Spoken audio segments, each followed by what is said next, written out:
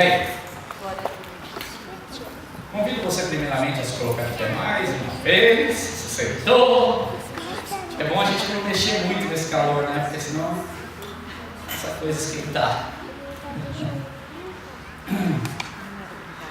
Graças a Deus, feche os teus olhos. Deus, obrigado, Senhor, por tudo que tem acontecido até aqui.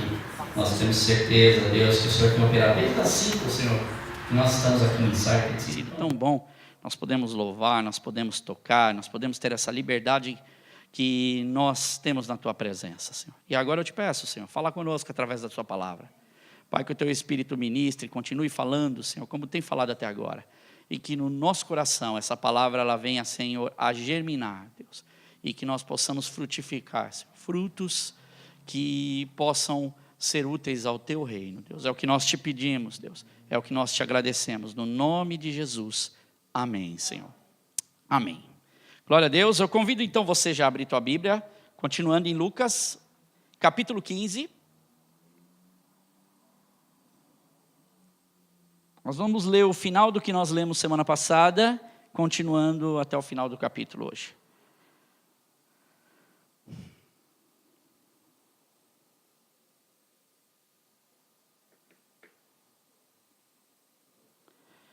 Amém? Lucas 15, 8, 32. Vamos ler. Ou qual é a mulher que, possuindo 10 dracmas e perdendo uma delas, não acende uma candeia, varre a casa e procura atentamente até encontrá-la? E quando a encontra, reúne suas amigas e vizinhas e diz: alegrem-se comigo, pois encontrei a minha moeda perdida. E eu lhes digo que da mesma forma há alegria na presença dos anjos de Deus por um pecador que se arrepende. E aí nós continuamos. Versículo 11. Jesus continuou: um homem tinha 2 filhos. O mais novo disse ao seu pai: pai, quero a minha parte da herança. Assim ele repartiu a sua propriedade entre eles. Não muito tempo depois, o filho mais novo reuniu tudo o que tinha. Foi para uma região distante e lá desperdiçou os seus bens, vivendo irresponsavelmente. Depois de ter gasto tudo, houve uma grande fome em toda aquela região e ele começou a passar necessidade.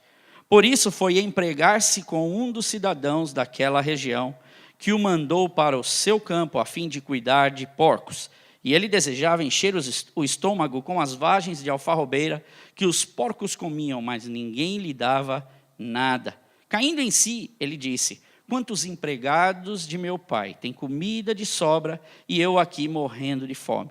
Eu me porei a caminho e voltarei para o meu pai e lhe direi: pai, pequei contra o céu e contra ti. Não sou digno de ser chamado teu filho. Trata-me como um dos teus empregados. A seguir, levantou-se e foi para o seu pai.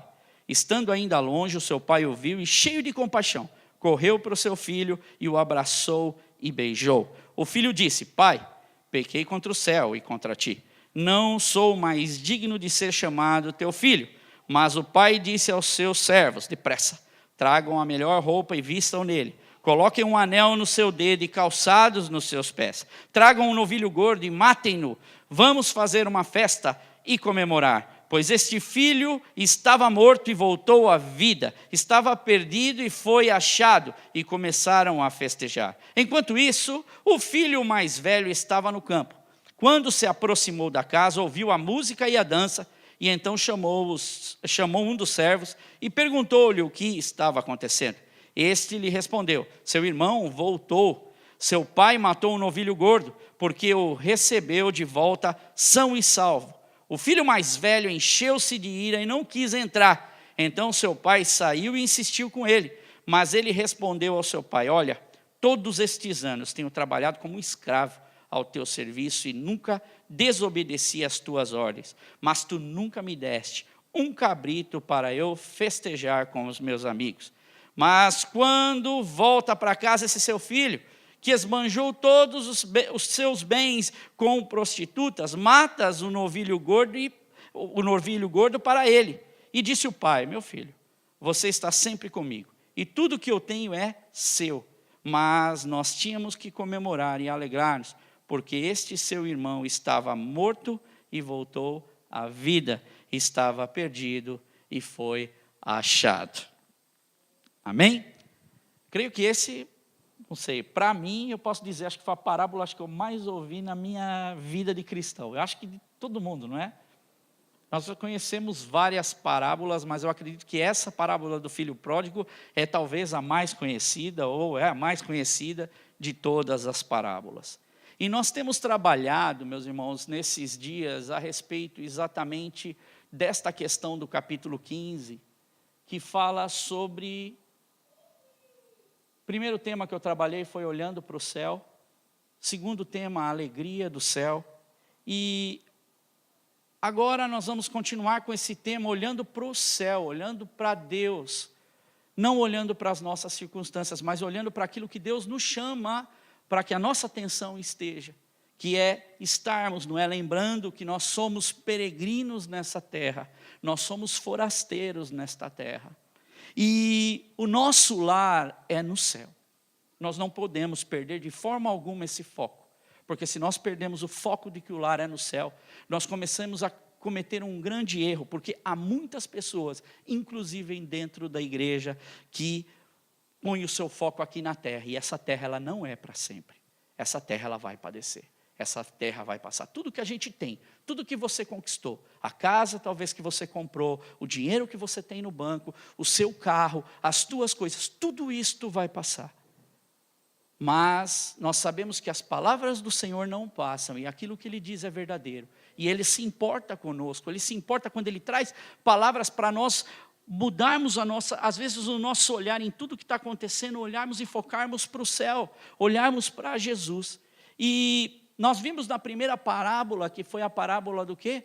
Da ovelha perdida, sobre o pastor Jesus que vai atrás da sua ovelha, o pastor que larga ali 99 ovelhas e vai atrás de uma. Ele tinha as 99, nós falamos sobre isso, e perde a sua ovelha. Mas ele vai atrás da sua ovelha, porque a sua ovelha ela deixa a proteção da onde? Do seu aprisco. É um grande perigo quando nós como cristãos, ou nós que estamos ouvindo do Senhor, somos ovelhas do pasto do Senhor, deixamos e saímos desse aprisco de Deus, nós corremos um sério risco, porque nós somos vítimas fáceis de predador. E isso é uma das coisas que eu tenho visto já no meu decorrer como cristão, o que as pessoas vêm reclamar, geralmente os cristãos que vêm reclamar, eles vêm muito para falar exatamente disso, quando ele se desgarra do Senhor e ele volta realmente todo destruído, porque ele permitiu ali que o predador, que Satanás, que este mundo, as coisas desse mundo,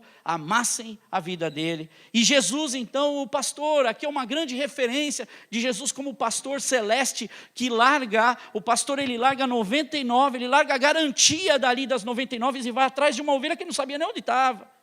Ele larga a garantia dele do céu, o celestial do céu, aonde ele estava por amor a cada um de nós, e um amor grandioso. E há um versículo em Isaías que diz exatamente isso, todos nós, tal qual ovelhas, nos desviamos, cada um se voltou para onde? Para o seu próprio caminho. Cada um seguiu o seu próprio caminho, e o Senhor fez cair sobre ele e sobre Jesus toda a nossa iniquidade. E a iniquidade de todos nós, e ainda continuando em Isaías 53, no versículo 10, diz: contudo foi da vontade do Senhor esmagá-lo e fazer que em Cristo sofrer, embora o Senhor faça da vida dele como uma oferta da nossa culpa, das nossas falhas. Ele não falhou, mas por causa dessa oferta, a sua prole prolongará nos seus dias e a vontade do Senhor prosperará em suas mãos. Então, para Jesus, na primeira que nós falamos, não foi um peso de maneira nenhuma ele ter sofrido tudo o que ele sofreu, e ele veio para nos resgatar. Não há maior preço que esse. Não há maior amor que esse, que é o amor de Jesus, e nós precisamos manter essa chama acesa no nosso coração. Segunda parábola que nós lemos semana passada é a parábola da dracma perdida, que fala de uma moeda e usa uma mulher, não usa um homem. A primeira parábola usa um homem, usa um pastor e usa as ovelhas. A segunda parábola usa uma mulher e usa uma moeda. Uma dracma é uma moeda grega que tem praticamente o mesmo valor de uma moeda, o denário, que era romano, e simbolizava mais ou menos em preço o valor de um dia de trabalho de um trabalhador braçal. Então imagina que um trabalhador braçal ganhe lá suas 50 libras por dia. Essa mulher, ela tinha 500 libras na sua mão e ela perdeu 50. Mas mesmo ela perdendo 50, o que a Bíblia diz, que Jesus diz, que ele vai com afinco atrás daquela ovelha, daquela moeda, perdida. E aqui mostra também com a moeda que toda moeda ela é cunhada. E naquela época ela era cunhada com a imagem de quem? Do imperador, a imagem de César. E nós sabemos que a moeda naquela época, ela não tinha como hoje essa leveza, a moeda era mais pesada. E Jesus simboliza aqui, olha que lindo, nós olhamos para isso, que uma mulher, ela perde a sua moeda, e geralmente quando nós perdemos algo, nunca essa moeda vai estar no lugar que a gente perdeu, porque a moeda ela é redonda, e ela geralmente vai estar longe do nosso foco, longe da nossa vista, e essa moeda se perde, essa mulher busca esta moeda, uma moeda que simbolizava, porque Jesus falava aqui para quem? Falava para os fariseus, falava para os mestres da lei ali, e ele mostra aqui a importância e o valor que Deus dá, não para o dinheiro, ou não para César, ou para tudo aquilo que ele fazia. A importância que a moeda representa aqui é a imagem de Deus cunhada. Nós estamos cunhados nessa moeda e nessa imagem para Deus. Então a importância que nós temos para o Senhor. E estes homens, estes fariseus, esses doutores da lei, eles tinham no seu coração, não é eles queriam tirar da pessoa vantagens. E Jesus mostra aqui que não há vantagem se nós não tivermos Deus na nossa vida, e se nós não formos com os nossos olhares no Senhor Jesus. E aquilo que eles faziam era um cristianismo totalmente sem valor. É mais ou menos, né, no Brasil, outro dia eu estava vendo, eu achei muito interessante, porque o quilo do feijão está bem caro, né? O Brasil está, e você sabe que o pessoal do funk, eles gostam de pôr aquelas moedas, aquelas correntes, e fala da ostentação. Aí veio colocou no Facebook um monte de saco de feijão, e falou assim, olha, ostentação hoje é você ter um monte de saco de feijão. Esses homens aqui, a ostentação que eles tinham, era a autoridade deles, era o poder deles, e eles faziam questão de demonstrar isso para o povo. Então eles amassavam o povo com esse jugo. E aqui, essa mulher, nós vemos que ela representa aquilo que Deus quer trazer para nós, e que nós possamos olhar, que nós, como igreja, somos quem? A noiva de Cristo. E Jesus, ele é o esposo. E que nós temos como cristãos a responsabilidade de procurar, porque essa mulher, ela vai aonde? Ela vai, vasculha. A primeira coisa que ela faz, ela acende o quê? Uma candeia. Então acender uma candeia é uma lamparina com óleo da época, e ela vasculha, e o óleo ele representa o que? A lamparina ela representa o que? A palavra de Deus e o Espírito Santo de Deus na nossa vida. Não há como eu poder achar algo, ou ir para a escuridão, tentar buscar uma vida, se eu não tiver essa autoridade, esse poder de Deus na minha vida. Então a primeira coisa que Cristo fala é que essa mulher, ela pega uma lamparina, ela acende, ela vai para poder encontrar onde? Na escuridão que esse mundo tem. E depois, seguindo, o que ela faz? Ela não somente acende a candeia, mas ela varre o quê? A casa. Imagina naquela época, a casa ela geralmente era de chão batido, e a moeda se perde naquela casa, e ela acaba, talvez, para quem já perdeu, por exemplo, uma moeda numa praia ou em algum lugar que é areia, você vê que a moeda ela quase fica desapercebida. E aquela mulher, então, ela vai com com a vassoura e varre aquela moeda, até que ela possa trazer aquela moeda e notar que ela está ali. E ainda continua e diz que essa mulher procura o quê? Atentamente essa moeda, porque a moeda de repente caiu em um lugar, mas eu já perdi algumas coisas e eu fui achar meses depois, olha onde estava, foi parar debaixo da geladeira e caiu na sala. A moeda consegue, porque a gente acaba não percebendo. E Jesus aqui, ele mostra para nós que é importante nós termos essa atenção. E essa mulher então com esse afinco, com esse esforço máximo, diligentemente ela vai para buscar e encontrar essa moeda perdida, uma moeda que talvez não tenha tanto valor aos olhares econômicos, ao olhar, porque eu tenho de 450, então eu tenho 50 que eu perdi, mas eu tenho com a maior parte garantida. E para Deus, Jesus mostra aqui que é a importância que Ele dá de trazer almas, de resgatar, porque Deus não dá nada por perdido. Deus, o nosso Deus, Ele não dá nada por perdido. E Deus tem para o ser humano um valor eterno. Como eu comecei falando aqui, a nossa visão tem que estar sempre para o céu. Amém? E mesmo as pessoas que às vezes são consideradas pessoas não gratas, né, para esse mundo, nós sabemos que para Deus olha com seu olhar de amor e de compaixão para essas pessoas. E aí termina, não é? Essa passagem dizendo que essa mulher, ela encontra a sua dracma perdida. Ela chama as tuas amigas, as vizinhas, e celebra alegremente. E Jesus fala aqui que há alegria na presença dos anjos do quê? De Deus. O corpo celestial jubila quando uma alma se rende para Jesus. E esta é a visão. Então estes homens, eles entendiam bem, esses doutores da lei, eles sabiam bem o que Jesus estava falando para eles. Eles se faziam muitas vezes de desentendidos, não é? Porque o judeu, ele tem esse senso de comunidade. Todos nós sabemos que o judeu, eles são muito fechados. Eles têm esse senso de comunidade. Tem uma frase até do Holocausto que diz que não foram 6 milhões de judeus que morreram no Holocausto, mas foi um judeu que morreu 6 milhões de vezes. Esse é o sentido que um judeu tinha, mas para estes homens eles não aplicavam e não praticavam isso.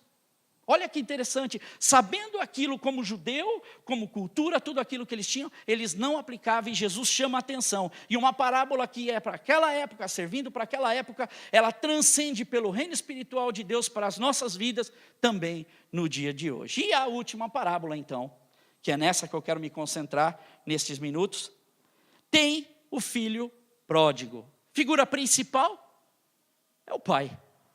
Temos 2 filhos, que pelejam ali entre si, mas a figura que nós temos, o pai, que simboliza Deus.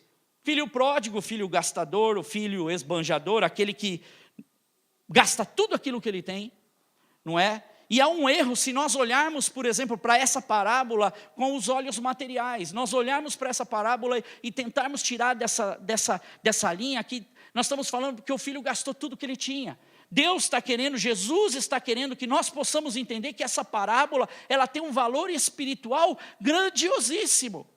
E se nós conseguirmos olhar com esses olhos, as verdades espirituais que essa parábola que Jesus disse aqui tem, nós podemos compreender sim qual é a mensagem do Evangelho de Cristo, qual é a mensagem única e salvadora de Jesus Cristo, porque é uma palavra que nos diz sobre a graça de Deus, a graça que nos foi revelada através do Filho de Deus.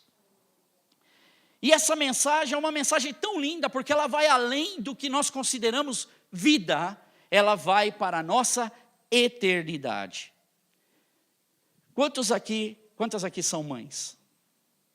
Pegue sua mão, bem alto. Deixa eu ver. E pais? Porque geralmente a gente, quando vai perguntar de filho, a gente só fala para a mãe, né? Quanto que vale seu filho? Qual o valor? Se alguém chegasse para te dizer, me diz, qual o valor que você venderia teu filho? Qual é o valor? Quanto vale? Tem algum valor que você falaria?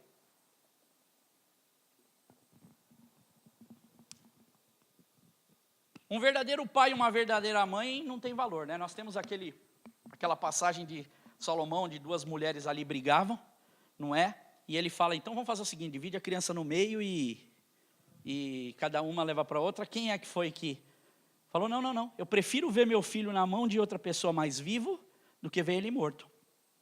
Filho não tem preço. Um filho não tem preço para nós. E da mesma forma, olha que grandiosidade a mensagem de Deus para as nossas vidas. Deus, ele entrega o de mais precioso que ele tinha por nós. Ele dá o seu filho pelas nossas vidas. Nosso valor para Deus é inestimável. Nós não temos, Deus falaria, não tem preço. Eu dei o meu próprio filho por amor de você, por amor a mim. E nós vivemos numa sociedade onde a palavra depreciação e valorização cambeiam para os 2 lados em todo o tempo. Para prestar atenção. Valorização e desvalorização estão presentes no mercado ou na vida todos os dias em vários segmentos e em várias coisas. E nós temos que tomar cuidado. Por exemplo, um carro, quando o carro ele sai da loja, eu não sei se você sabe disso, mas o carro ele vai, antes de sair da loja, tem que estar no nome de quem comprou o carro. Esse carro, ao sair da loja e cruzar a rua, ir 10 metros, isso quem falou para mim foi um próprio vendedor de carro, o carro cruzou a rua, esse carro tem em seu preço aproximadamente, chega a perder 30% do seu valor, porque ele já não é mais um carro zero, e ele já não é um carro do primeiro dono. Se ele ali for vendido, ele já não importa que ele tenha nenhum quilômetro ainda, ele vai constar uma rodagem ali por dentro dele. Esse carro perde o valor. Isso é, ele já não é 0 quilômetro, isso é a vida que nós vivemos. É um mundo, para nós entendermos a verdade daquilo que Deus quer nos mostrar, nós precisamos entender que esse mundo, ele desvaloriza e valoriza as coisas que ele acha que deve valorizar. E nós vivemos nesse círculo desse mundo. E vivemos também num mundo onde há rumores, e esses rumores podem elevar algo e podem derrubar algo rapidamente. Como nós tivemos, por exemplo, a questão da Libra. De um dia para o outro, a Libra despencou. Por causa do quê? Porque teve problema financeiro? Por causa de rumor. O mundo que nós vivemos tem isso como referência. A referência do mundo é essa. E se nós entrarmos para essa referência do mundo, nós acabamos apreciando, depreciando, e a nossa valorização ela fica exatamente dentro do nosso coração da mesma forma. Agora, para Deus, o que Ele impõe, o que Ele põe para nós? Enquanto o mundo faz esse erguimento de uma empresa e a derrubada de outra, enquanto uma empresa tem sua valorização, aquele é o homem mais rico ou milionário do mundo, e daqui a pouco ele já não é mais nada, está devendo tudo. Aqui o que Deus mostra para nós é exatamente essa palavra maravilhosa que esse pai demonstra para esse filho, que é a palavra graça. Uma palavra que às vezes nós cantamos em canções, nós falamos diariamente, nós temos ela de várias formas, mas nós não damos a atenção devida para essa palavra graça. Eu conheço várias pessoas que têm o nome graça, Grace. Eu conheço, por exemplo, em São Paulo, no Bom Retiro, e já andei pela Graça, a Rua da Graça. E mesmo assim, essa palavra sendo tão usada, essa palavra estando sempre na nossa boca, e nós vemos talvez na plaquinha, não é essa a notícia ou o que Deus quer dizer a respeito de graça para a nossa vida. Porque graça, ela simboliza a notícia mais linda que qualquer ouvido humano pode ouvir. Simboliza a redenção de Deus para as nossas vidas. Por exemplo, se eu fosse o seu patrão, ok? Tivesse uma empresa, e aí eu te contratasse para que você trabalhasse para mim. Então nós faríamos um acordo, você trabalharia para mim, por exemplo, um mês inteiro, e o que eu daria em troca? O seu salário. Vamos supor que se eu não pagasse o seu salário, você poderia me processar. E você poderia requerer os seus direitos. Porque eu não estaria sendo com você o quê? Justo, correto. Mas se você trabalha para mim o mês todo, chega no final do mês, eu te dou para você o quê? O seu salário. Eu estou sendo gracioso com você? Não. Eu estou apenas dando o direito que você tem para o seu salário. Aquilo que você trabalhou, você tem direito de receber. Eu estou sendo correto. Segundo exemplo, vamos supor que é dia do teu aniversário. Eu chego no teu aniversário e aí eu ligo para você. Parabéns, Bel, feliz aniversário. Ou mando uma mensagem no WhatsApp, que é mais fácil. Ou o meu próprio Facebook me lembra que hoje é o dia do teu aniversário. Porque hoje em dia a gente tem muitos amigos. Não é como antigamente, que não tinha o Facebook, que a gente tinha amigos, mas que a gente já não tinha tanto contato. Hoje em dia a gente tem uma cadeia de amigos muito grande, a gente não quer perder ninguém. Às vezes a mesma mensagem sempre, né? E aí vamos supor que chega no dia do teu aniversário, e eu esqueça do teu aniversário. Ou eu me lembre apenas e te dê, parabéns ali, e te mande uma mensagem. Você pode até ficar triste comigo, você até pode ficar chateado comigo, mas você Vai continuar a amizade? Tá bom, vai, passou. Desculpa aí, eu acabei. Mas vamos supor que eu faça diferente. Eu vou até a tua casa, mas antes de ir até a tua casa, eu saio do meu trabalho, eu vou até uma loja, eu pego do meu dinheiro, eu disponho do meu dinheiro, do meu tempo, eu compro um bom presente para você, eu fico um pouquinho mais pobre, chego lá na tua casa, bato na tua porta e falo: Sandra, vim aqui te dar um abraço, parabéns. E estou aqui, um presente para você, e você abre o presente. Você pode até ficar bravo: não foi o presente que eu estava imaginando que você poderia dar para mim. Mas processar-me você não poderia. Ficar bravo, sim, você poderia ficar.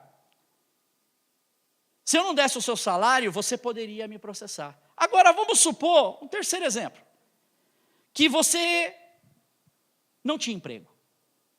Então, entendeu a primeira história? Entendeu a segunda história? Agora vamos para a terceira. Você não tinha emprego. E aí, eu abro as portas da minha empresa, se eu tivesse uma para você, de contrato. Você estava precisando de um trabalho. E aí você entra para a minha empresa, e aí eu te começo a dar uma boa remuneração, começo a te dar um bom salário. E não só isso, eu começo a te ajudar. Eu te ajudo você a adquirir uma casa, eu te ajudo você a adquirir um carro. Eu te promovo dentro da empresa e você cresce dentro dessa empresa. E passam-se os anos, e eu venho e descubro que você, todos esses anos que trabalhou para mim, você tem me lesado. Você tem roubado, você tem levado dinheiro da minha empresa. E aí, eu olhando para tudo isso, vou até você e falo: olha, não posso mais continuar com você como meu funcionário, e eu vou te demitir. E aí você sai da porta para fora e ainda começa a falar mal de mim, e me difama aí fora. Aí eu coloco nas mãos do advogado e falo: agora o teu caso já não é mais comigo, você me deve o que você me roubou, e você me deve aquilo que você também me difamou. E os meus advogados vão tratar de tudo isso, e você não me deve mais nada. Então, um certo dia, você sabendo que você já deve para a justiça, não para mim, você vai ter que correr atrás, vai ter que ir na frente de júri, você está praticamente condenado, porque seus argumentos não vão conseguir derrubar a tese, ou aquilo que você, as tuas desculpas. E aí eu um dia chego e falo: tá bom, vem cá, te chamo no escritório, e aí você vai até o escritório, e aí eu falo para você assim: vamos fazer o seguinte, eu não irei mais processar você, eu estou mandando tirar da mão dos meus advogados, eu estou tirando dos meus advogados, eu não estou mais te processando, você não tem mais que arcar com nada, difamação, com calúnia, com qualquer coisa que seja. Não esquente, você não precisa se preocupar com nada. Inclusive, as custas do advogado eu estou pagando também. Não se preocupa, você está livre. Você pode ir embora para a tua casa, viver a sua vida bem, curtir os teus bens, curtir as tuas coisas. Você não me deve mais nada. Como que nós chamaríamos isso? Eu devo. Eu estou em falta. Eu estou devendo. Eu sou o culpado. Isto é graça. Graça é um favor imerecido de Deus que vem ao meu encontro, porque eu sou o devedor. E por mais que eu tente me pintar com o quadro mais lindo e mais bonito, eu continuo sendo devedor. E é isso que Deus quer que nós entendamos, que a graça dele não é por justificativa ou por algo que nós queramos fazer na nossa vida. E o que acontece aqui é que esse filho, ele gasta tudo o que ele tinha, ele gasta a herança que o pai deu para ele. E não só isso, ele vive uma vida devassa. Ele vive uma vida, poderíamos dizer assim, podre. Quantos já ouviram falar da história de John Newton? Você já ouviu falar de John Newton? É um inglês, século XVIII. Achei muito interessante quando eu li um artigo sobre esse homem. Porque hoje nós falamos de John Newton aqui, algo de John Newton aqui no culto. E ele disse uma vez, certa vez ele disse o seguinte: eu não sou o que eu posso ser, eu não sou o que eu devo ser, eu não sou o que eu quero ser, eu não sou o que eu espero ser, mas eu agradeço a Deus porque eu não sou o que outrora eu era. E posso dizer, como o grande apóstolo disse, pela graça de Deus, eu sou o que sou. Isso está em 1 Coríntios 15:10, diz exatamente isso. Mas pela graça de Deus, Paulo dizendo, eu sou o que sou, e sua graça para comigo não foi em vão. A graça de Deus, essa graça imerecida para as nossas vidas, e essa riqueza que nós temos, ela não é em vão. E Newton, esse homem, ele viveu, olha que interessante, ele é aqui, de Londres, do Reino Unido, e ele viveu uma vida complicada, ele viveu uma vida devassa, chegando até a zombar de pessoas, zombar da vida, zombar do evangelho, zombar de tudo e de todos. E ele também viveu uma vida totalmente precária. Eu geralmente, diz ele, considerava a religião como um meio necessário para se escapar do inferno. Era assim como ele imaginava vir a Cristo, ter a religião. Mas eu amava mais o pecado e não estava disposto a abandonar esse pecado. E esse homem, ele vai vivendo uma época complicada, porque ele vivia na época dos escravos, na época em que a Inglaterra ela traficava escravos da África para o trabalho aqui, e também as mercadorias. Mais de 15 mil escravos morreram nessa época. 15% dos escravos, geralmente no navio, eles morriam durante a viagem por causa de doenças, por causa dos esforços precários que eles faziam e por causa da falta de condição, porque eles eram o motor do navio, eram eles que remavam. E eles aproveitavam, quando chegava aqui, eles vendiam esses escravos. E numa dessas viagens, esse homem, Newton, a história dele é muito linda, você pode ler, tem livros sobre isso, inclusive filmes. E ele diz o seguinte, que ele um dia estava bêbado no navio e ele achou um livrinho dizendo que estava escrito assim, a imitação de Cristo. E ele começou a ler como passatempo, porque ele está bêbado, não tinha condição nem de ficar em pé ali no navio. E ali lendo, ele começou a ficar preocupado com tudo aquilo que estava escrito naquele livro. E ele começou a se preocupar com a sua vida, porque se acontecesse com ele tudo que estava escrito naquele livro, ele estava perdido. Mas só o que aconteceu? Em 1748, ele pega e vai de navio, não é? Ele pega uma tempestade muito grande e o navio vai a pique. E ele só não morre porque quando eles traziam os navios, eles traziam junto com mercadorias. E uma da mercadoria era a cera de abelha. E a cera de abelha, ela se segurou ali dentro do navio e fez com que o navio não se afundasse. Ele ficou 4 dias numa tempestade, ele sentiu que era livramento de Deus.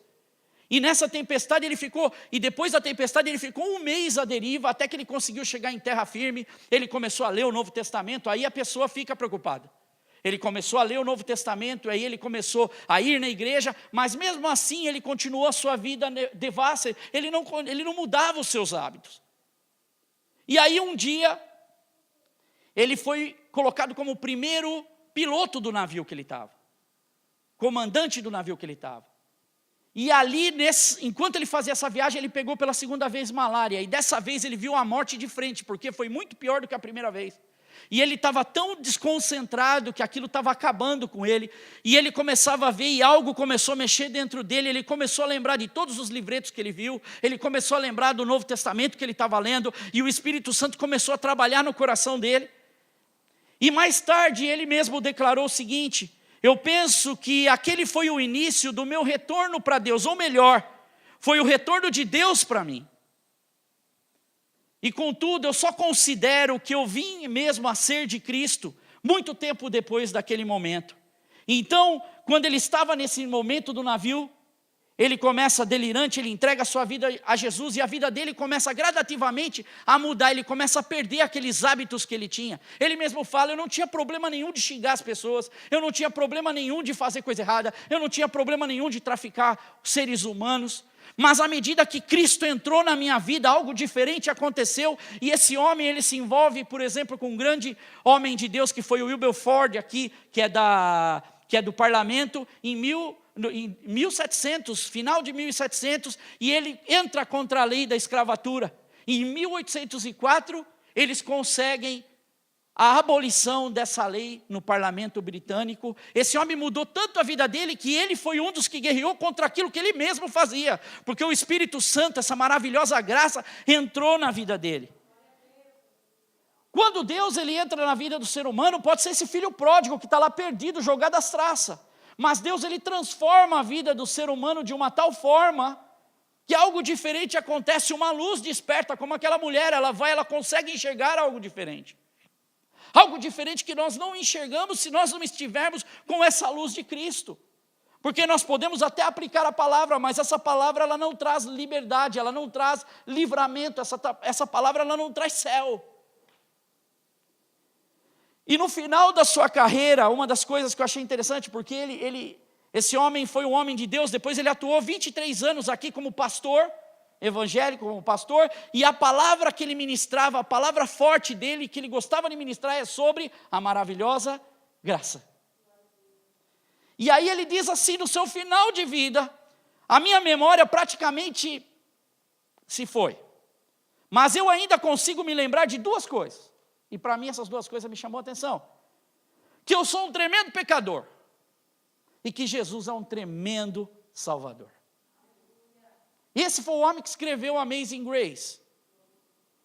Então, quando nós olhamos, por exemplo, e cantamos uma letra dessa, e falamos assim, maravilhosa graça, que me transformou, que me salvou, eu estava o quê? Cego, perdido, eu estava sem direção, e Jesus o quê? Me resgatou. Nós olhamos para trás de uma música de 1800 que nós cantamos agora e nós vemos o quê? Um filho pródigo, porque ele quando abriu, ele estava estudando o Novo Testamento, diz em sua história que ele abriu exatamente em Lucas 15, e ele olhou para o filho pródigo, e ele falou, eu estou me vendo nesse filho pródigo, sou eu, a Bíblia está falando de mim, a Bíblia está dizendo quem eu realmente sou.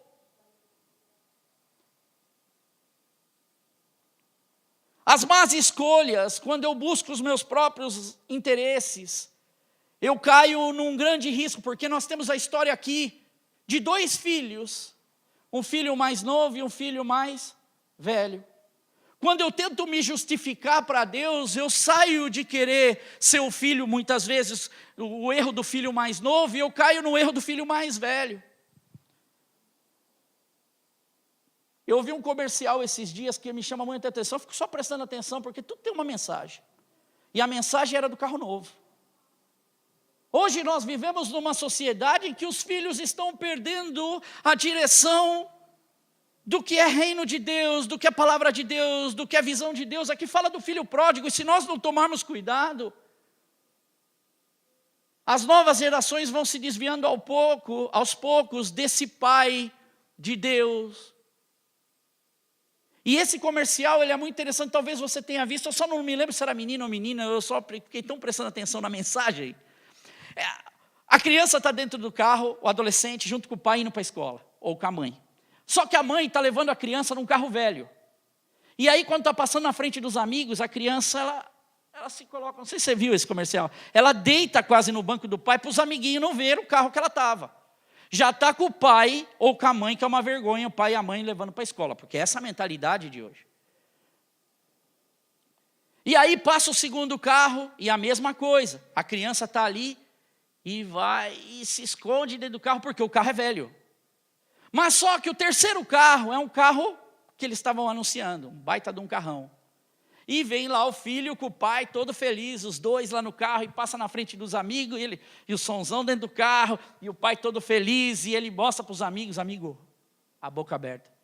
E o pai se achando todo, porque o filho está gostando, ele está comigo, esse filho é diferente dos outros. Só que quando chega no destino, que ele abre a porta do carro, ele vai para o filho fazendo como se ele fosse novão, para dar, give him five, né? High five. Aí o filho faz, você já está exigindo demais.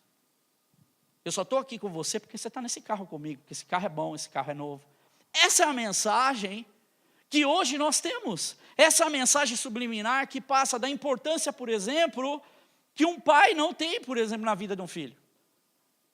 Porque crianças, por exemplo, de 13 anos hoje, já querem a sua independência. E se acontecer do pai educá-la ou bater nela, corrigir o seu filho, ele corre o risco, talvez, de um processo. Entende essa questão de valorização e desvalorização? Ela volta aqui, para a nossa vida, nós como pais. A questão de valorização e desvalorização, ela está em todo o tempo na nossa vida. E não era comum, veja só, que um filho chegar para o seu pai e pedir naquela época a herança. Porque geralmente a gente pede herança quando? Quando morre. Quando morre, os filhos se reúnem, é feito ali um inventário, e ali é feito o quê? A divisão dos bens. Mas note que esse filho vai antes do pai morrer, e o pai faz a divisão antes dele morrer de tudo que eles tinham. Porque qual era a esperança que um pai tem do seu filho? Qual era a esperança que esse pai tinha para o seu filho? Que esse filho fizesse o que todos naquela época fazem, desse continuidade do seu trabalho. Se ele era pastor, ele ia ser pastor. Se ele era agricultor, ia dar continuidade na agricultura. Ele esperava que o filho continuasse a sequência daquilo que ele estava fazendo. E o que Jesus mostra para a gente, uma outra lição importantíssima, que o que Deus espera de nós é que nós nos conscientizamos de quem nós somos e o que Deus espera de nós. Deus não espera que a gente peça a herança dele para curtir a vida, mas que nós possamos curtir a vida com Deus e com aquilo que ele tem. Deus aqui nos mostra uma mensagem maravilhosa também na questão do filho mais velho, porque o que o filho mais velho faz? Ele provoca um rompimento com o pai, percebeu isso? Ele estava dentro da casa, ele ouve um barulho voltando do trabalho, e ele vai para um dos empregados e pergunta o que para o empregado? O que está acontecendo? O que está aí? O que está aí dentro? E aí o que o empregado diz? Olha, teu irmão voltou, teu pai matou um novilho gordo, e aí ele já fica irado, ele já fica bravo. E aí quando o pai foi ver, por que você não está na festa? Por que você não está participando dessa... Irmãos, no céu a festa, e às vezes no reino natural não. No reino natural não há festa quando algo de vida se entregando para Jesus, vidas sendo resgatadas, vidas se arrependendo para o Senhor. E esse irmão, ele chega, ele olha para o seu pai e diz, todos esses anos, eu nunca cometi uma falha com o Senhor. Fui bom empregado, bom funcionário, fui bom filho, fiz tudo o que o Senhor me pediu, o Senhor nunca me deu um cabrito para que eu pudesse celebrar com os meus amigos. Esse filho, ele em todo o tempo tinha uma condição, e qual era a condição dele? Ele era filho, mas ele demonstra realmente aquilo que ele achava que ele era. Sabe o que ele era? Escravo. Dentro da igreja hoje, infelizmente, há muitos escravos. Escravos do dinheiro, escravos daquilo que Deus pode oferecer, escravos de buscar coisas de Deus, e esquecem quem eles servem, de quem eles são, Deus. Nós somos filhos. Nós temos que olhar para o céu. Nós temos que ter a nossa visão focada em Deus. E termos consciência de quem nós somos, meus queridos. Nós somos filhos desse Deus, nós somos filhos desse Pai.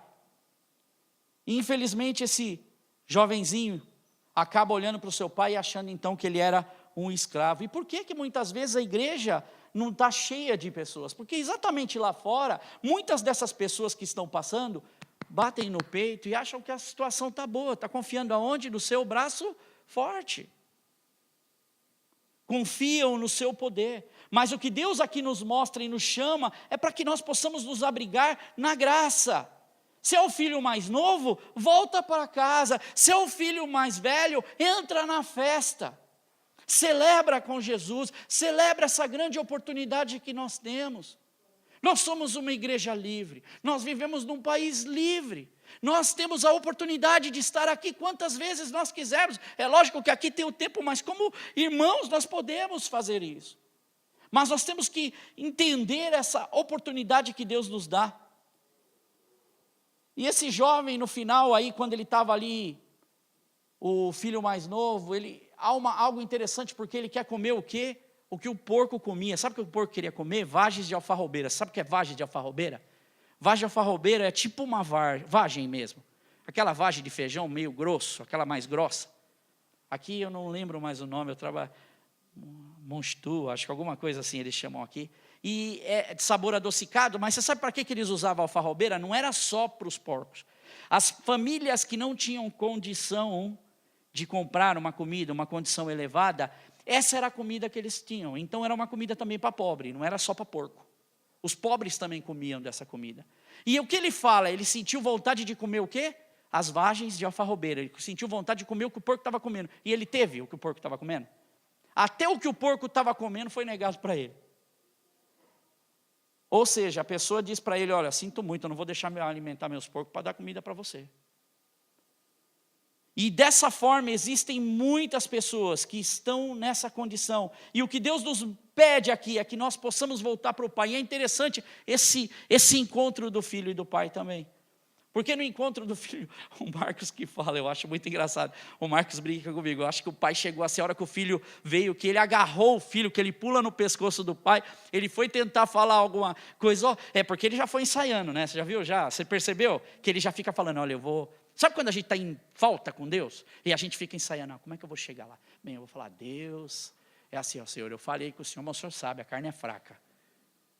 O Senhor sabe, não, a gente erra mesmo, né? A gente falha.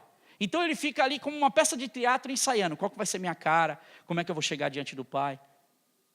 E ele fica o tempo todo fazendo essa... E quando ele chega no Pai, ele vai, qual é a primeira coisa que ele vai? Pai, pequei contra o céu, pequei contra ti, eu já não sou mais digno de ser chamado o quê? Seu filho. O pai responde alguma coisa para ele? O Marco diz, acho que ele pegou e deu um tapa na cabeça. Fica quieto, xuxa, menino. Vem cá, dá um abraço. Não é assim que uma mãe faz quando vê seu filho? Ela está se preocupando. Ela quando vê um filho que se perdeu, um filho, a primeira coisa que ela faz, ela vai agarrar o filho. Você está de volta, oh meu docinho, oh meu amor. É exatamente isso que o pai faz. Quando ele vê o filho que se perde, ele vai meio que dar um tapa. Meu, fica quieto, esquece isso aí. Vem para cá, vem para cá. E o que Deus nos ensina em tudo isso, esse capítulo 15 inteiro, é sobre a nossa responsabilidade. Uma responsabilidade que nós temos em todos os lugares que a gente anda. Às vezes a gente pensa que a responsabilidade é só dentro da igreja. Mas a nossa responsabilidade é em tudo que nós fazemos. Porque em tudo que nós fazemos deve refletir o quê? A imagem de Deus. Como aquela moeda tinha o símbolo do imperador. Para Deus, a moeda leva o símbolo de Deus. Como o pai que cuida de nós como filhos. E nós precisamos ter essa consciência. Porque se nós tivermos esses nossos olhares colocados no Senhor, a nossa vida, ela vai bem. E eu encerro com Romanos 8. Um capítulo que eu gosto muito. Quem nos separará do amor de Cristo? Eu queria que você abrisse, se coloque de pé.